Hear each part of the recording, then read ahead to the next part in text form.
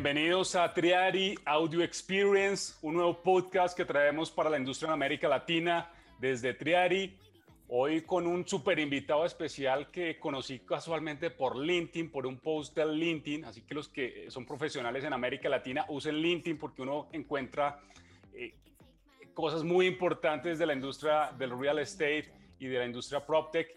Y hoy no nos quedamos atrás en este nuevo episodio, los que nos escuchan en Spotify, en Apple, pero los que nos están viendo en YouTube, pues hoy estoy seguro que van a poder aprender y ver de manera única y de manera experiencial este podcast con Alfonso Medina, CEO de Madelón. Hola, Alfonso, ¿cómo estás? ¿Qué tal, Andrés? Todo bien, gracias. ¿Tú? Bueno, aquí con frío en Bogotá, espero que donde tú estás, ¿dónde estás, Alfonso? Ahorita en Los Ángeles, que Estás en Los está Ángeles. súper el clima, todos los días verano. Pero hoy Qué, en la noche vuelo a Denver, que creo que sí está un poco más frío ya. qué envidia que Alfonso está ahí en Los Ángeles, pero bueno, vamos a hablaros de un tema muy importante, el cual he venido compartiendo con ustedes en algunos podcasts y en algunas presentaciones en América Latina. Y hoy vamos a hablar de cómo aplicar la tecnología en el desarrollo inmobiliario. Y Alfonso, que nos va a contar ahorita de su background, nos va a contar realmente cómo se aplica esto en desarrollo inmobiliario, porque algunos desarrolladores inmobiliarios, Alfonso, te cuento, en Triari nos preguntan, venga, ¿y cómo aplico tecnología en mis construcciones o en mi modelo de negocio? ¿Cómo puedo llevar realmente al siguiente nivel mi core de negocio, ¿no? Entonces, hoy vamos a hablar de desarrollo inmobiliario, cómo la tecnología está siendo aplicada desde la concepción hasta la comercialización o la gestión de activos. Pues Alfonso, me gustaría que te presentaras con nuestra audiencia, con los que nos están escuchando y los que nos están viendo en YouTube. ¿Quién es Alfonso Medina? Va, claro, Andrés. Pues yo soy Alfonso, nací en Texas, y luego ya crecí en México.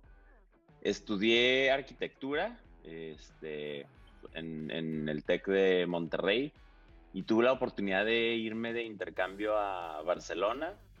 Estuve ahí 6 meses estudiando bajo un gran arquitecto ahí, que fue donde realmente me nació la pasión por la arquitectura. Y cuando regresé a Monterrey otra vez a la escuela, como que me aburrí un poco. Tuve la oportunidad de empezar a construir dos casas para venta. Entonces me lancé a hacer eso, dejé de estudiar un año, empecé a construir estas dos casas estando todo el día en los terrenos, ¿no? Básicamente hice ahí 2, 3 planos, pero la mayor parte del trabajo se hizo en el sitio. Ya ves cómo se hace en Latinoamérica, todo es muy artesanal todavía, ¿no? En el tema de la construcción. Hice eso, regresé a graduarme, pero como que me encariñé mucho con la gente y el equipo de construcción y decidí seguirlo haciendo. Entonces, aunque regresé a estudiar, seguí desarrollando y todo fue como creciendo ahí muy orgánico al final del día.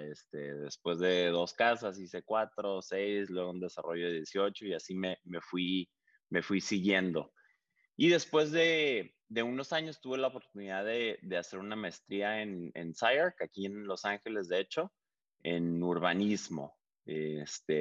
Y ahí ya me vine a vivir a Los Ángeles, abrí una oficina aquí y fue un poco donde mi conceptualización en temas de desarrollo inmobiliario pues cambió, ¿no? Que podías tener mucho más impacto con lo que estabas haciendo, mucho más allá pues de la arquitectura.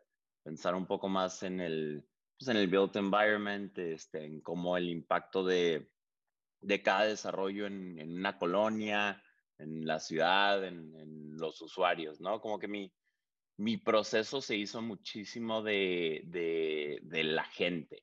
O sea, de pensar en todo este proceso de cómo se diseñan y se construyen los proyectos y después cómo se habitan. Tuve una costumbre de siempre tener una oficina o mi oficina en donde estaba construyendo los proyectos. Entonces, pues, la oficina siempre se iba moviendo, básicamente era como una oficina nómada un poco, pero así estábamos muy cerca pues, de la gente que estaba construyendo, Chévere. y que básicamente pues vas aprendiendo del proceso, ¿no? Es un pues, como medio un loop de información, ¿no? En donde tú generas información, pero al mismo tiempo te están generando información que vas aprendiendo de eso.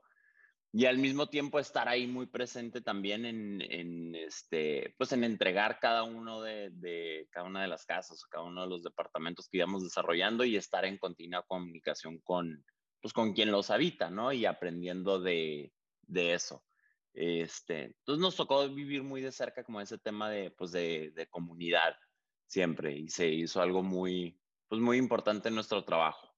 Creo que, digo, algo que no me gusta de la profesión de la arquitectura es que es como esta obsesión con una imagen que está congelada en un solo segundo, en donde muchos arquitectos como que y me acuerdo muy específicamente de haber estado haciendo prácticas en una oficina en Santiago de Chile y el arquitecto con el que estaba haciendo las prácticas, un arquitecto muy reconocido chileno, nos invita a los de la oficina a una conferencia que estaba dando, ¿no?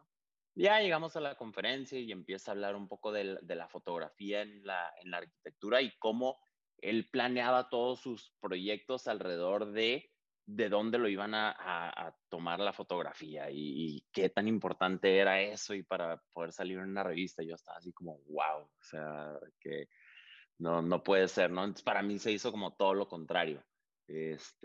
Para mí se convirtió en algo en donde lo que más nos gusta en lo que desarrollamos es que la gente tome ownership, como que lo conviertan en algo suyo. Que al final pues no son viviendas donde nosotros vamos a vivir, son viviendas donde alguien más va a vivir y alguien más lo tiene que hacer suyo, ¿no? Entonces, básicamente, después de estar 5 años aquí en Los Ángeles, me mudé a Nueva York, abrimos una oficina allá, con Joseph Ruiz, que fue el director de la oficina. Y en cuanto llegamos a Nueva York, hicimos varios concursos que ganamos. Entre ellos, uno fue un proyecto en Boston, que era para hacer vivienda en uno de las regiones como con muelles ahí de Boston. Y como que por lo mismo de que nuestra práctica siempre ha estado muy ligada a procesos, tanto constructivos como procesos de cómo la gente habita, y realmente no hacemos nada que no sea vivienda, ¿no? Toda nuestra práctica es diseñar, construir y vender vivienda. Este proyecto Boston lo hicimos pensando mucho en como una estructura de concreto, pero que todo lo demás fuera medio modular y muy flexible. ¿Qué es lo que hemos aprendido de Latinoamérica, ¿no? En el tema de autoconstrucción. Como que en México en específico, algo que siempre me ha llamado mucho la atención es el tema de vivienda formal y vivienda informal, y que también lo vi mucho en Colombia, ¿no?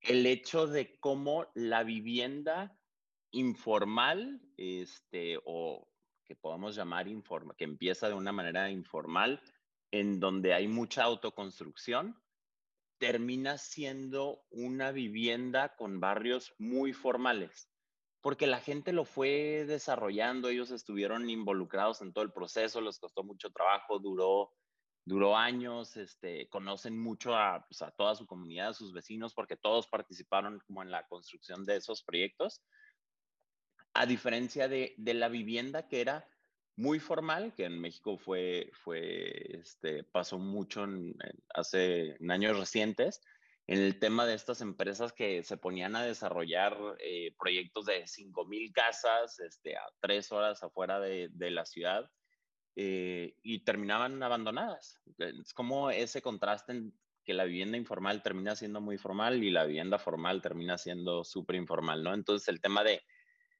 autoconstrucción fue algo muy, muy importante en tema de siempre vamos necesitando diferentes cosas en términos de nuestra vivienda a través del tiempo, ¿no? Ahorita me decías que acaba de nacer tu hijo, ¿no? Entonces no hay una vivienda que se adapte para todos, ¿no? Como que esa era básicamente nuestra idea. Entonces, en este proyecto era mucho la idea de flexibilidad y que tú pudieras ir adaptando tu vivienda conforme pasa el tiempo. Y bueno, básicamente, paralelamente, seguimos desarrollando vivienda. Llegamos un poco al tope, no diseñábamos para clientes, solamente diseñábamos lo que nosotros estábamos desarrollando, pero llegamos al tope del lado económico, Ujú. que ya no podíamos seguir desarrollando a escala más grande solo nosotros, ¿no? Y la verdad es que pues nunca trabajé para ninguna empresa desarrolladora, todo fue ahí ir aprendiendo a partir de medio cometer errores, ya ves que es la mejor manera de aprender. Entonces ya empezamos a participar en algunos concursos para edificios más grandes. Ganamos algunos, tuvimos la oportunidad de aprender ya a otra escala, lo que es el diseñar, el estar involucrados en construcción de edificios más grandes, el ver pues qué tan impráctico es el tema de construcción al final del día en proyectos a grande escala, ¿no? Como que ves la empresa, o sea, tú ves el negocio del desarrollo inmobiliario o el negocio de construcción, y el negocio de construcción es uno de los más grandes del mundo y es de los pocos negocios que se han ido haciendo menos productivos a través del tiempo, Y ¿no? lo interesante, Alfonso, es que es uno de los sectores menos productivos, pero que aún sigue siendo rentable, ¿no? Y sigue teniendo utilidades en el negocio. Y hay una frase que me gusta citar, que me gusta compartir, Alfonso, y es, ¿qué pasa si empezáramos a hacer esas pequeñas mejoras en los procesos de desarrollo inmobiliario o de desarrollo de cualquier tipo de activo de la industria? Si logramos hacer esas mejoras pequeñas que realmente no tienen que ser realmente complejas ni sofisticadas, yo creo que mejorarían no solo la productividad, sino las utilidades y los retornos de los proyectos. Claro, digo, imagínate que el negocio de la construcción representa el 13% del GDP global, que en el 2021 debe ser aproximadamente 92 trillones de dólares. Entonces, de las industrias más grandes del mundo y que es menos productiva a través de los años, ¿no? Entonces, no hace mucho sentido. Pero bueno, básicamente vimos a gran escala un poco como los problemas en eso. Eh, y después, digo, seguimos trabajando en Nueva York, algunos proyectos en diferentes ciudades como Denver y así. Se nos acercó un inversionista queriendo hacer un proyecto para renta en México, que no sé si en Colombia es común, pero por ejemplo en Estados Unidos el 93% de los edificios multifamiliares se desarrollan específicamente para renta. En México la mayor parte de los nuevos desarrollos se hacen para venta. Para vender, correcto. Sí, para vender y ya el 50% de esas unidades son compradas por inversionistas para rentar. Pero a través del tiempo se convierte algo complicado en el aspecto de que dentro de un edificio el 50% de los que viven ahí son dueños, el 50% están rentando. Los dueños que rentan sus departamentos, pues no les importa tanto el estado del edificio porque al final del día, pues son números, ¿no? Entonces nos acerca un inversionista de que, oye, quiero hacer vivienda en renta en México. Entonces ya nos pusimos a ver un poco qué podría ser algo viable, porque al final del día la razón por la que no hay es porque no hay financiamiento, ¿no? Al final del día, si estás hablando de De acuerdo. intereses al 9%, 10%, pues no hay manera de hacer rentable un proyecto pues, para renta. Entonces empezamos a analizar diferentes modelos y terminamos con hacer una mezcla entre co-living y vivienda mucho más flexible. Ya diseñamos un edificio que era o sea, básicamente lo que habíamos hecho en Boston, lo trasladamos acá y lo construimos, que era una estructura de concreto ¿En qué con las ciudad, losas. Alfonso? ¿Fue en Ciudad de Esto México? fue no, esto fue en Tijuana. En Tijuana, ok. Esto fue en Tijuana, que es un mercado súper interesante porque al final del día, por el tema de estar en la frontera, este, tienes rentas un poco dolarizadas, porque mucha gente trabaja en Estados Unidos, pero vive en Tijuana, entonces son rentas relativamente altas para hacer en México, pues, con costos de construcción en México. Y que Tijuana, para mí, digo, las veces que he estado en Medellín, por ejemplo, es extremadamente similar, Wow. desde su topografía, Clima. clima, pues obviamente los traumas que vivió como ciudad durante ciertos periodos de violencia y cómo de ahí resurge en todos los temas, ¿no? Cultural, de gastronomía y demás. Tiene muchas similitudes. Y bueno, total, construimos el edificio. Para nosotros fue súper interesante porque fue como estar diseñando y construyendo realmente un Claro. laboratorio de vivienda, ¿no? Acabas de decir Entonces, algo que me encanta, Alfonso, y es algo que compartimos con otros, con nuestros clientes en consultoría en tecnología e innovación, es el laboratorio. Eso que tú acabas de decir me parece muy importante porque los desarrolladores, los promotores, deben empezar a entender que y ya vamos a ir al tema de la tecnología, cómo se conecta la tecnología con esto, es empezar a realmente a crear pequeños laboratorios dentro de los proyectos inmobiliarios, dentro de su estructuración de proyectos, dentro de su arquitectura, dentro de su comercialización. Creo que esa es la palabra clave para empezar a identificar oportunidades dentro del desarrollo tecnológico de los proyectos, ¿no? Entonces creo que esa palabra que tú acabas de decir, clave, laboratorio. claro, y es algo que hacemos mucho, ¿eh? Por ejemplo, en nuestros proyectos de venta, siempre una o dos unidades las hacemos muy experimentales en tratar de empujar lo Wow, que no es comercial, lo que no es común. wow.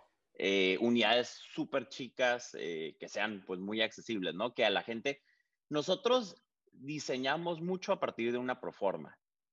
No diseñamos a partir de poner ahí un lápiz en papel y ponernos creativos, todo sale a partir de números, módulos, al final del día somos arquitectos, pero eh, sabemos que si logramos bajar los costos de construcción o el costo del desarrollo, vamos a poder ofrecer un mejor producto y más económico para nuestros clientes, ¿no? Y siempre es pues el objetivo.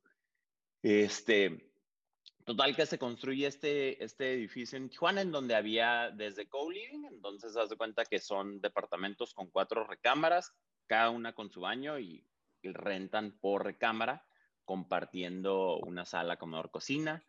Hay otras unidades que son estudios de 40 metros cuadrados, que básicamente eran pues 4 muros, piso, techo. Hay una tiny house, hay un loft, o sea, nos pusimos a experimentar ahí Chévere. de todo. Lo terminamos, varias áreas comunes, ¿no? Lo terminamos y la verdad es que eh, el edificio fue haciendo solo lo que nosotros queríamos que pasara, ¿no? De una manera muy orgánica se fue haciendo una comunidad increíble dentro del edificio, ¿no? Porque al final estaba diseñado para un sector demográfico de gente joven, este, y viven, haz de cuenta, como si fuera una casa muy Tu grande propia casa. con Ajá. 40 cuartos, en donde todos conviven, son muy, pues muy abiertos, muy parte de una comunidad. Que Alfonso, para que tú que estás en los Estados Unidos, algo de lo que hemos venido viendo nosotros desde Triari, digamos, en lo que leemos y lo que está pasando a nivel de multifamily en Estados Unidos en particular, es realmente cómo se le da vida a estos proyectos de multifamily en los Estados Unidos a través de las comunidades, ¿no? Esas comunidades que tú estás conversando, que pues parte del concepto de co-living se ha desarrollado en los últimos años en todo el mundo, pero creo que algo que es una palabra clave en esta conversación que estamos teniendo, Alfonso, es el concepto de comunidad. ¿Cómo logramos, no solo en proyectos co-living o en senior living, sino como en otro tipo de proyectos de vivienda, el desarrollador debe comenzar a preocuparse realmente en cómo la concepción del proyecto debe estar también conceptualizado en esa comunidad que va a vivir ahí, ¿no? Cómo van a interactuar, cómo van a vivir, cómo van a jugar dentro del proyecto los niños, cómo el entorno urbano se complementa, ¿no? Yo creo que esa palabra clave de comunidad empieza a tomar mayor relevancia hoy después del COVID o después de la pandemia en el desarrollo de todos los proyectos. Claro, no, el tema de los niños es súper importante, ¿no? Te digo que siempre el tener nuestra oficina en los proyectos que íbamos entregando y el ver cómo la gente los iba habitando, los iba usando, se convirtió en algo súper importante. Entonces, en nuestros proyectos casi siempre tratamos de, al menos en México, que el proyecto gire en torno de como de un corazón, de un área verde, en donde para mí lo más importante, lo que demuestra que el proyecto fue un éxito, es básicamente que las puertas estén abiertas.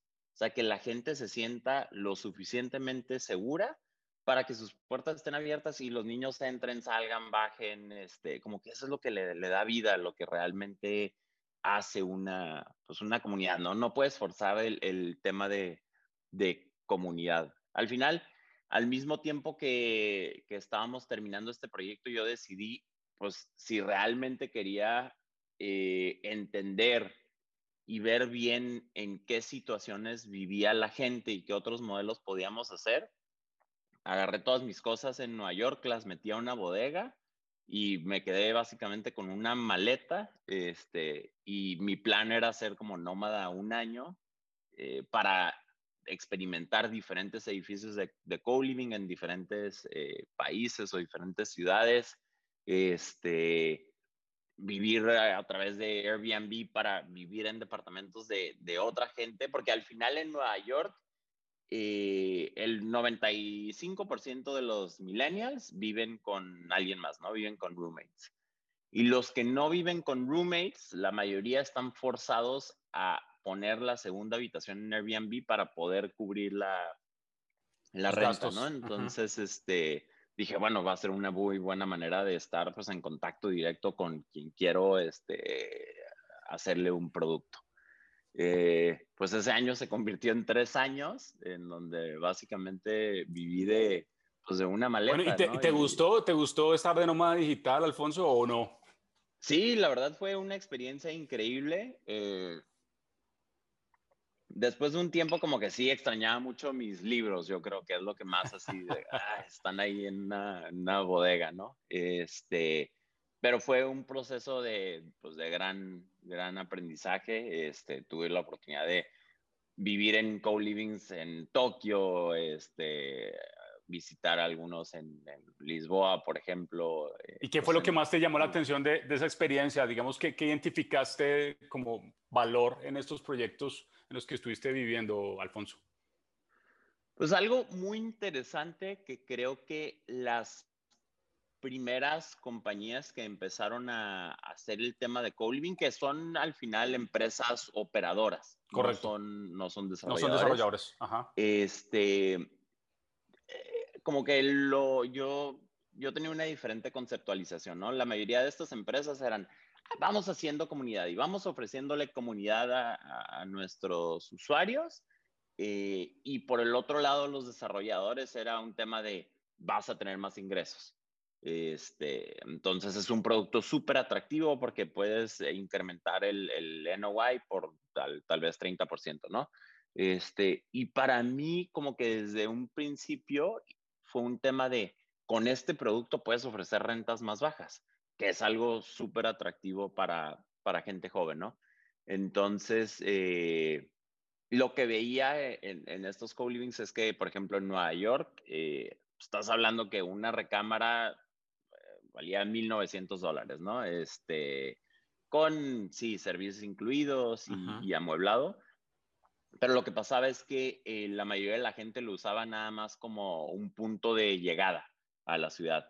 Llegaban, vivían ahí 6 meses y vámonos a un departamento normal ya con roommates, ¿no? Entonces, para mí fue cómo podemos convertir pues, eso más en un producto que la gente pueda vivir, ¿no? Que se convierta en una casa. Entonces, total, cuando estábamos terminando este edificio, pues no teníamos ni idea de realmente cómo operarlo, ¿no? Y en varias conferencias y así fuimos conociendo al que ahora es nuestro socio, Dane, que era uno de los cofundadores de Roam. Roam fue la primera empresa como muy diseñada para nómadas en levantar venture capital. Este, que fue muy visionaria en esa época, pero es un producto que hubiera sido perfecto para época COVID, pero antes haz de cuenta que tenían espacios en Tokio, Bali, Londres y así, ¿no? Pensando que podían crear una red para que la gente se fuera moviendo en sus edificios. Entonces creo que fue una visión ahí un poco adelantada El timing. a su época. Sí, así es. Oye, Alfonso, pero ahí quiero que conectes en qué momento en este proceso de desarrollo en México y empezaste a identificar en tus experiencias de vivir en el mundo como nómada digital, ¿cómo empiezas a conectarte con la tecnología? Ahí Porque, haz de cuenta que exactamente en ese momento que nos asociamos, lanzamos Madelon y básicamente la idea fue, o sea, el objetivo y la misión nunca ha cambiado, es democratizar la vivienda. Queremos que todo el mundo pueda tener una vivienda digna en una ciudad. Porque si no vivimos en ciudades, la verdad es que, digo, todos los temas que tenemos con la sustentabilidad del planeta pues, se va a acabar, ¿no? de Entonces, acuerdo, el tema es como que llegamos a la realización de puedes diseñar y construir diferentes productos para diferentes sectores demográficos. Y ahí la palabra clave un poco es productos, ¿no? Entonces empezar a ver todo como un producto. Entonces nosotros lo que estamos haciendo a través de la tecnología es básicamente productizing el proceso de desarrollo de bienes raíces. Entonces, ahí fue el tema como la mayoría de los edificios en esa época de co-living se estaban haciendo remodelaciones en edificios existentes. Y era buen negocio. Como que dijimos, si los construyes desde cero, va a ser mejor negocio todavía, pero le vas a ofrecer un mejor producto a quien lo está habitando. Ya con eso nos lanzamos. Obviamente el tema de co-living para nosotros era nada más como un primer paso para poder probar el modelo de hacer productos muy específicos. Y ya en Nueva York empezamos a desarrollar la plataforma con la idea de todos los proyectos, básicamente, estás reinventando la rueda, ¿no? Porque los desarrolladores normalmente contratan a un arquitecto para ver qué se puede hacer en un terreno, ¿no? Para ver el potencial de un terreno, analizar uso de suelo y demás. De ahí ya decides si haces una oferta o no, si compras el terreno, ya total, contratan al arquitecto. Y el arquitecto, pues como su profesión es ser creativo, pues se pone creativo e inventa un edificio que normalmente está fuera del presupuesto, ¿no? O en el límite de o acuerdo, fuera de acuerdo, del presupuesto. Como arquitectos siempre queremos que las cosas vuelen o de acuerdo. ya sabes.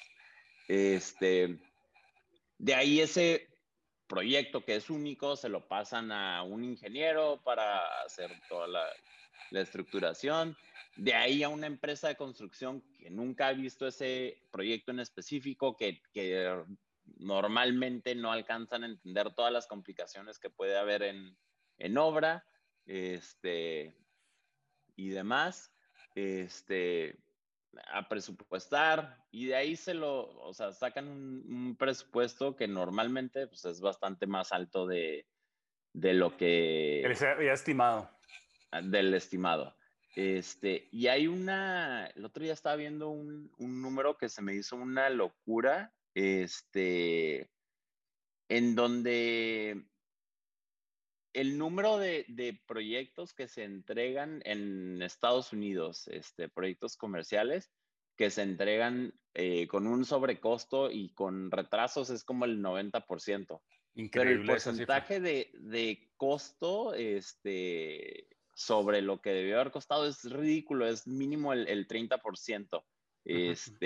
Mira, sí, McKinsey estima que el proyecto comercial de desarrollo en promedio en Estados Unidos es entregado un 80% sobre costo y con 20 meses de retraso. O sea, Increíble. imagínate tú esa estadística, ¿no? Entonces, Wow. para nosotros eso va muy ligado a, claro, pues estás haciendo un proyecto único, ¿no? Es un proceso de aprendizaje en cada proyecto. Entonces, para mí lo que te decía hace rato, de cada proyecto vamos aprendiendo y es ir mejorando el producto, pero es ir desarrollando el mismo producto al final del día. Entonces empezamos de ahí, crea módulos, crea productos. De hecho, nuestra oficina nos mudamos al interior de una fábrica ahí en los Brooklyn Navy Yards que se llama Full Stack. Súper interesante porque Wow. ellos construyeron el edificio más alto, bueno, en esa época del mundo modular, que es un edificio que está al lado de un estadio ahí en Brooklyn, que al rato ahí te comporta. Súper, súper interesante, ¿no? Y ya, pues un proceso de aprendizaje, de estar adentro de una fábrica, entendiendo la metodología de producción. Y al final del día no es que haya tanta tecnología en el desarrollo, porque lo que se convierte es que es construcción dentro de una fábrica. Lo más interesante es que es estandarizar todo, pero estandarizar así hasta el más mínimo detalle, ¿no? Como un carro. Como un carro, pues al final del día no vas a llegar con Tesla y decirle, oye, quiero que me diseñe, que me construyas este carro, no.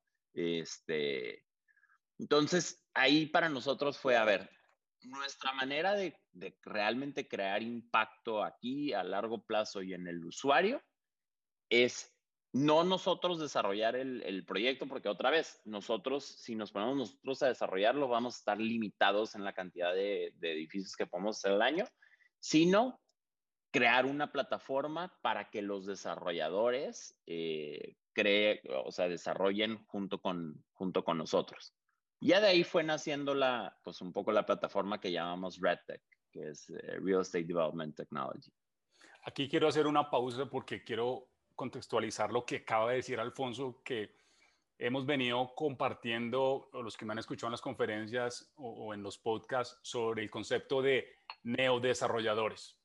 Y en algunas podcasts anteriores donde hemos conversado sobre fintech, hemos hablado sobre neobancos y yo Alfonso, te conté en la previa, vine desarrollando este concepto de neobancos, pero en el sector del real estate, de neodesarrolladores. Y es principalmente la definición de desarrolladores inmobiliarios que usan la tecnología en todo el proceso de diseño, implementación, estructuración, la parte financiera, la comercialización, empiezan a empezar a usar la tecnología como un aliado, como ese vehículo que les ayuda, como tú decías, a crear productos estandarizados, que empiezan a crear productos enfocados en el cliente, empiezan a enfocar no solo productos para tener retorno o utilidades, sino a empezar a crear productos diferenciadores en el mercado inmobiliario.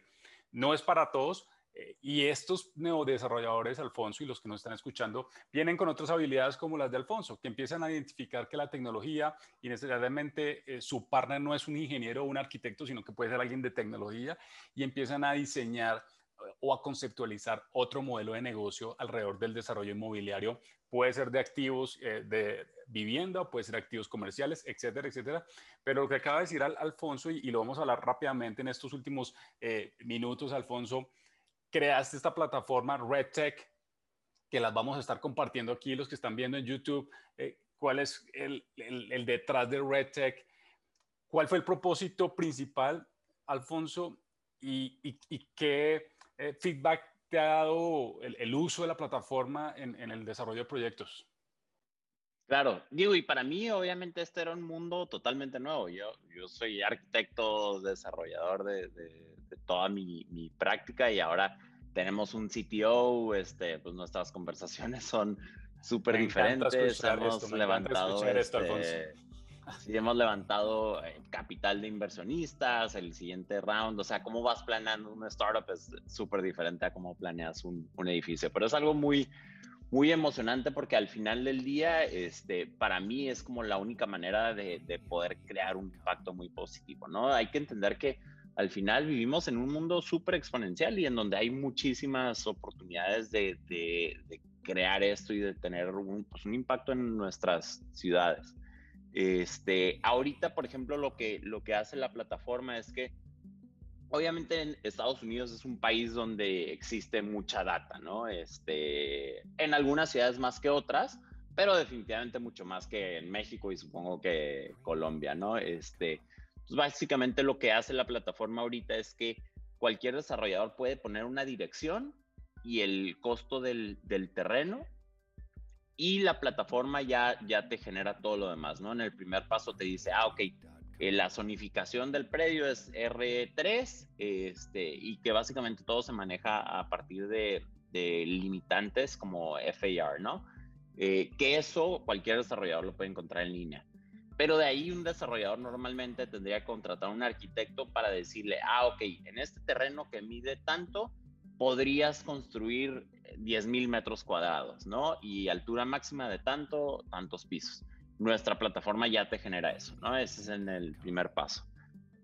Segundo paso, como todo está pensado a partir de módulos, el algoritmo automáticamente ya te saca un plano. O sea, el algoritmo acomoda los módulos que caben en ese terreno y te genera pues un layout, básicamente. De ahí, como tenemos nuestros partnerships, nuestras sociedades con las fábricas, tenemos los costos de ellos, de los costos duros, hard costs de cada ciudad que se van metiendo a la plataforma y te generamos ya aproximadamente construir, el costo total de construcción va a ser esto.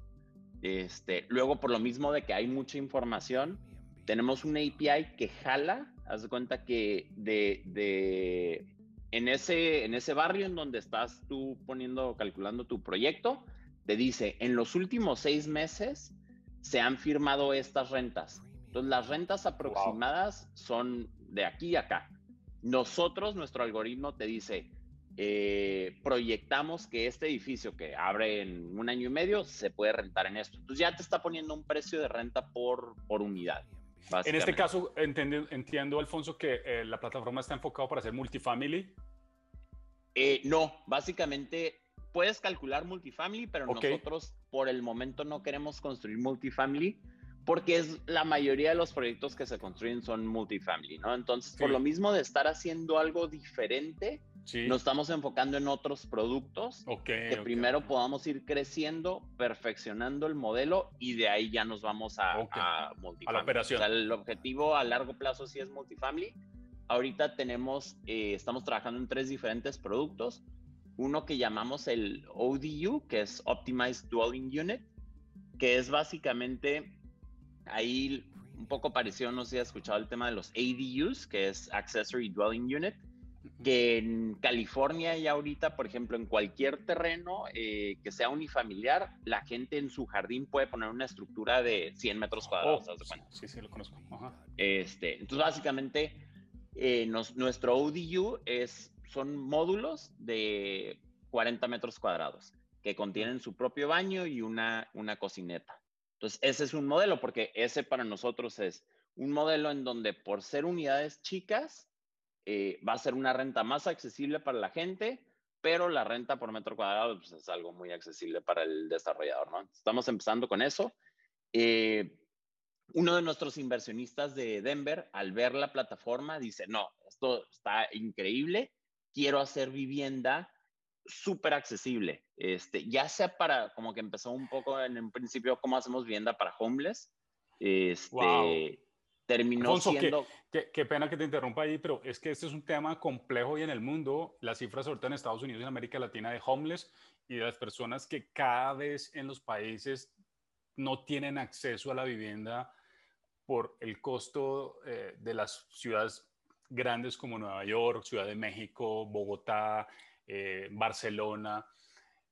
Cada vez es más complejo acceder a vivienda, no solamente para comprar, sino para alquilar. Los costos, yo estoy viendo ahorita unas cifras en San Francisco o en Nueva York, subió un 30%, solo en Miami un 30% subió los valores de comprar vivienda.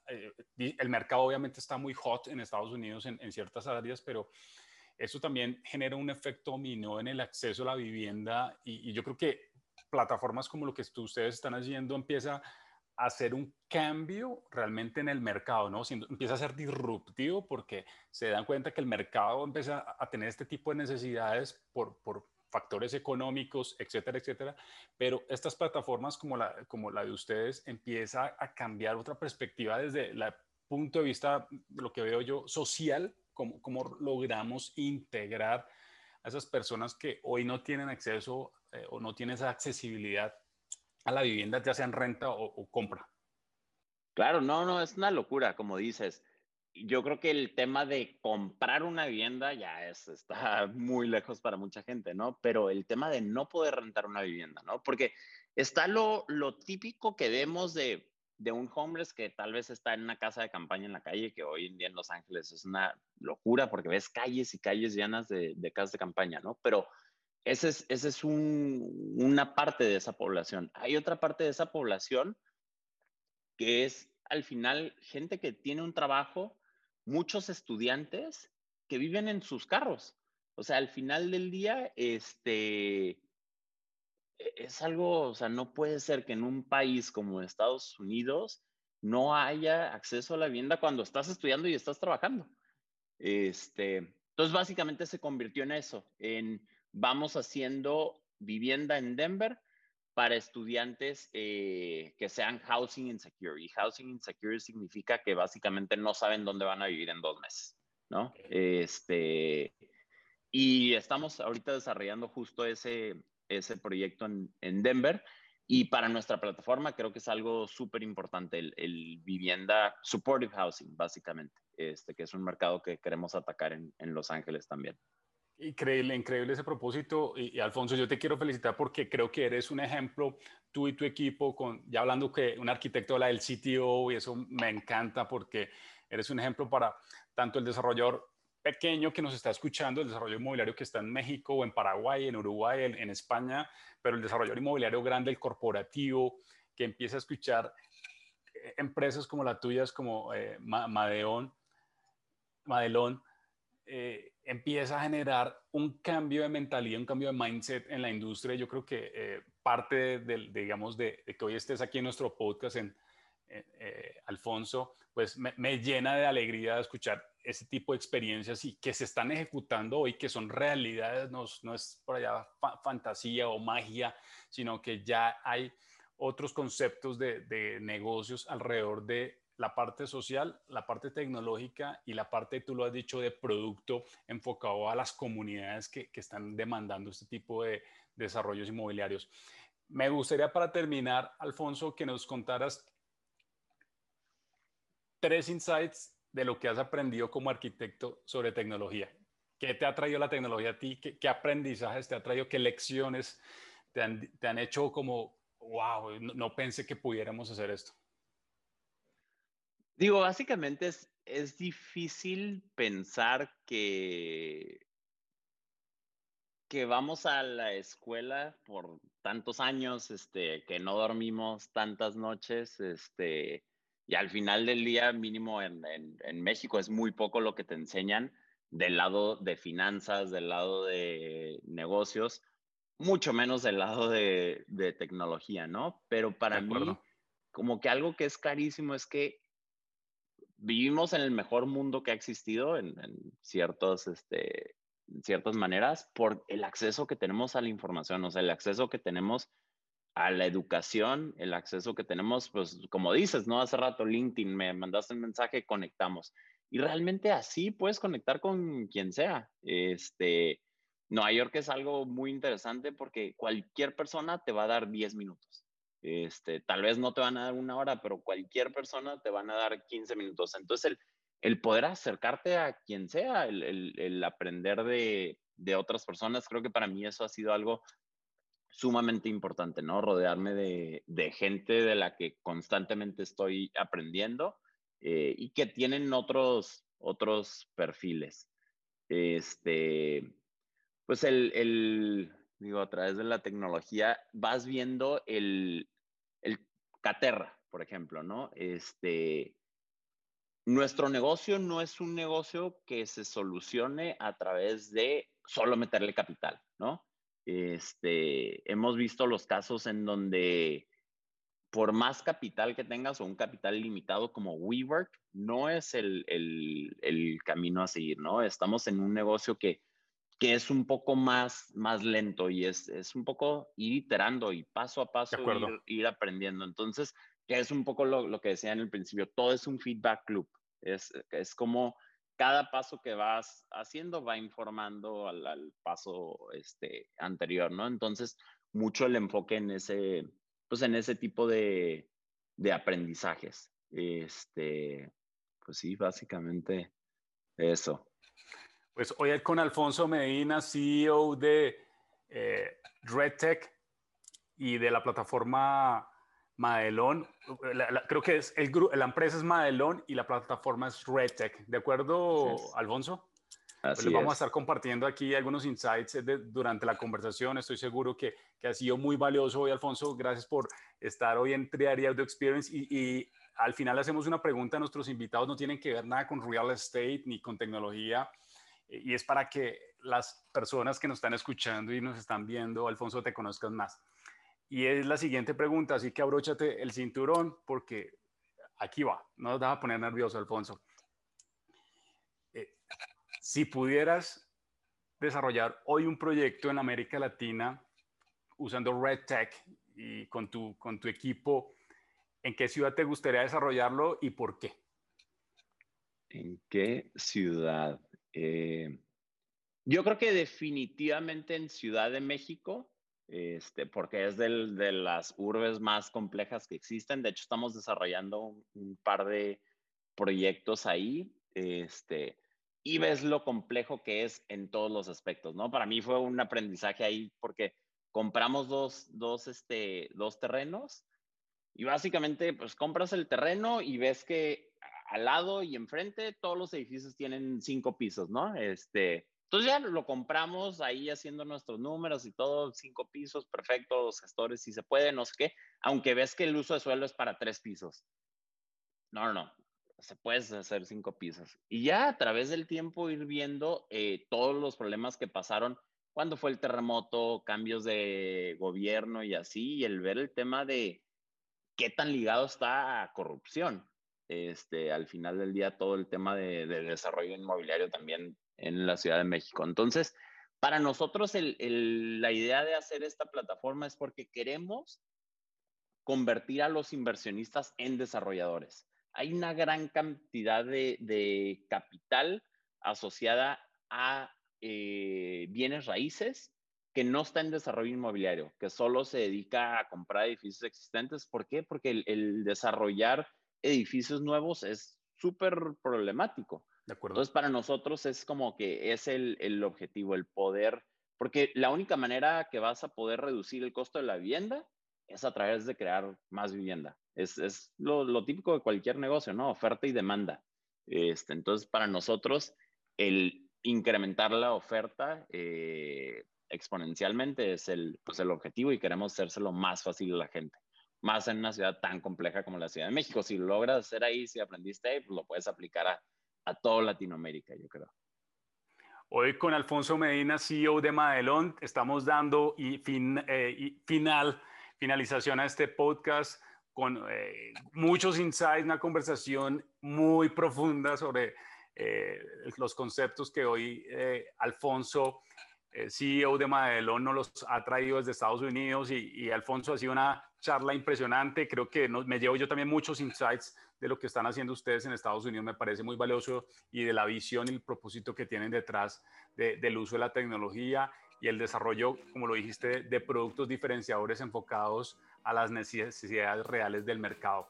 Hoy un espacio apasionante, compártalo, les dejo la pregunta en YouTube para que ¿cómo creen ustedes que será el futuro del desarrollo inmobiliario? Déjenos sus comentarios en YouTube, también lo pueden dejar en nuestras redes sociales, en Twitter, en LinkedIn, en Facebook, en Instagram, después de esta apasionante conversación con Alfonso Medina. Pues Alfonso, muchas gracias hoy por estar en Triari Audio Experience, en nuestro podcast, que estoy seguro que muchos van a estar comentando y compartiendo este podcast contigo. Un gustazo, Andrés. Muchísimas gracias a ti por la invitación. Les enviamos un abrazo, nos vemos en el siguiente episodio con un nuevo super invitado en la siguiente sesión. Un abrazo, bye.